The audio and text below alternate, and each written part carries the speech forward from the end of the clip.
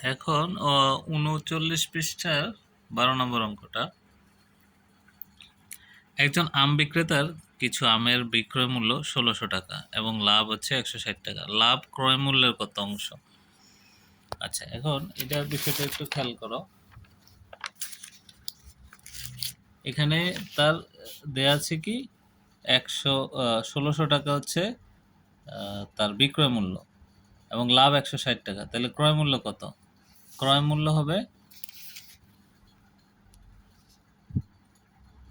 মূল্য হবে হচ্ছে তার ১৬০০ টাকা হচ্ছে বিক্রয় মূল্য। তো বিক্রয় মূল্য থেকে যদি আমি লাভটা বিয়োগ দিই তাহলে তো তার ক্রয় মূল্য ১৬০ টাকা। তাহলে তার ১৪৪০ টাকা হচ্ছে ক্রয় মূল্য। এবার বলছে লাভ ক্রয় মূল্যের কত অংশ? এই ১৪৪০ টাকার কত অংশ হচ্ছে ১৬০ টাকা। তো এটা বের করার জন্য সিম্পল, ১৬০ দিয়ে ১৪৪০কে ভাগ দেবো। মানে বিষয়টা এরকম আর কি। বিষয়টা এরকম, আমাদের এখানে আছে হচ্ছে লাভ ক্রয় মূল্যের কত অংশ। আমাদের ক্রয় মূল্য, এটা লাভটা হচ্ছে লাভ বাই ক্রয় মূল্য।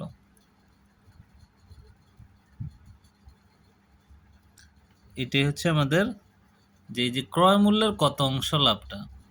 তাহলে লাভ হচ্ছে ১৬০ টাকা আর ক্রয় মূল্য হচ্ছে আমরা ১৪৪০ টাকা।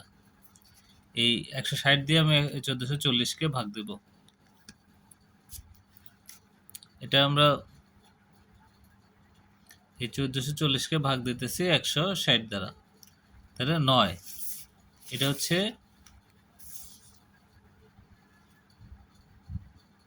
১/৯, মানে উপরে নিচে যে আমি কাটাকাটি করি আর কি, ১৬০ আছে উপরে। তাহলে খেয়াল করো এটার মানে কি, এটা মানে হচ্ছে এই যে ক্রয় মূল্য ১৪৪০কে তুমি যদি ৯টা ভাগ করো, ৯টা খণ্ডে বিভক্ত করো, তাহলে ওই একটা খণ্ড হবে হচ্ছে তার লাভটা। মানে ১৪৪০কে তুমি ৯ দিয়ে ভাগ দিলে দেখো ১৬০ আসে। তার মানে ১৬০ করে তুমি এই ১৪৪০কে ৯টা ভাগে ভাগ করতে পারবা। তো ৯টা ভাগের একটা ভাগ হচ্ছে তার লাভটা। বিষয়টা বুঝে গেছে? তাহলে এই ধরনের জিনিসটাকে কিন্তু আমরা এইভাবেই উল্লেখ করি। তো আমাদের এখানে 1/9, এটা ঘ নাম্বার উত্তরটা। ঠিক আছে, খুবই সিম্পল। তারপরে আমরা চলে যাব ৮৪ পৃষ্ঠার ৪১ নাম্বার। ৪১ নাম্বার কি বলছে? এটা ৮৪ পৃষ্ঠার। একটি আয়তাকার কক্ষের প্রস্থ দৈর্ঘ্যের ১/৩। আমরা যদি একটা আয়তাকার কক্ষ আঁকি, এই হচ্ছে আমাদের আয়তাকার কক্ষ। এটার প্রস্থটা হবে দৈর্ঘ্যের ১/৩। দৈর্ঘ্য কত আমরা জানি না। দৈর্ঘ্য যদি ক ধরি তাহলে ক এর ১/৩। ১/৩ হচ্ছে ক এর ১/৩। মানে এটা হচ্ছে তোমার ক যেটা আছে ওইটাকে মানে তুমি যদি ৩ ভাগ করো তাহলে ৩ ভাগের একটা ভাগ হবে তার এই প্রস্থটা। একটু আগে আমরা যেটা বলেছিলাম যে এই যে ৯ ভাগের ১ মানে কি, যে ১৪৪০কে ৯টা ভাগ করলে তার একটা ভাগ হবে ওই উপরের এটা। তো এইখানে ৩ ভাগের ১, তার মানে এই ক-কে তুমি যদি ৩টা ভাগ করো, ৩টা ভাগ করলে এই একটা ভাগের যতটুকু অংশ ওইটাই হবে তার প্রস্থটা, এটাই বলছে। আচ্ছা, এবং পরিসীমা দেওয়া আছে ৪৮ মিটার হলে কক্ষটির প্রস্থ নিচের কোনটি? পরিসীমা দেওয়া আছে ৪৮ মিটার। পরিসীমা কি জিনিস? এই ৪টা বাহুর যোগফল, মানে 2 ইন্টু দৈর্ঘ্য যোগ প্রস্থ, এটা হলো পরিসীমা। তাহলে পরিসীমা যেহেতু দেওয়া আছে তাহলে 2 ইন্টু দৈর্ঘ্য আমাদের দেওয়া আছে, দৈর্ঘ্য আমরা ধরছি ক, আর প্রস্থ এদের যোগ কিন্তু গুণ না। প্রস্থ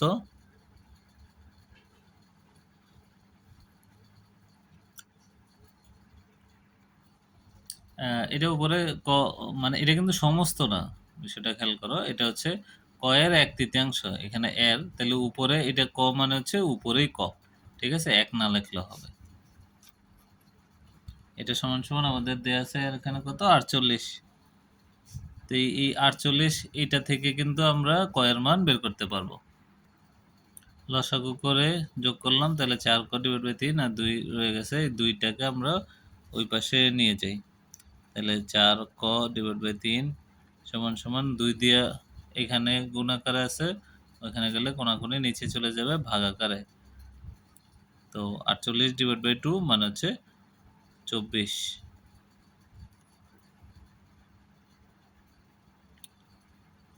চার ক সমান সমান এই 4 ক কোণাকুণি নিচে আসলো আর 3 উপরে গুণাকারে চলে গেল 24-এর সাথে। 3 গুণন 24। তারপরে হচ্ছে ক সমান সমান এই 4টাকে কোণাকুণি আসলে নিচে চলে আসবে। 3 গুণন 24/4। এটাকে যদি আমরা ক্যালকুলেটরে করি তাহলে আসবে হচ্ছে 18। তো ক এর মান আমরা পাইছি 18। এবার ক/3 হচ্ছে আমাদের এটা 1/3 মানে 3/1টা। তাহলে ককে আমরা 3 ভাগে ভাগ করলে যে 1 ভাগ পাবো সেটা। তাহলে এই যে 18কে যদি আমরা 3 দিয়ে ভাগ দেই কত আসে?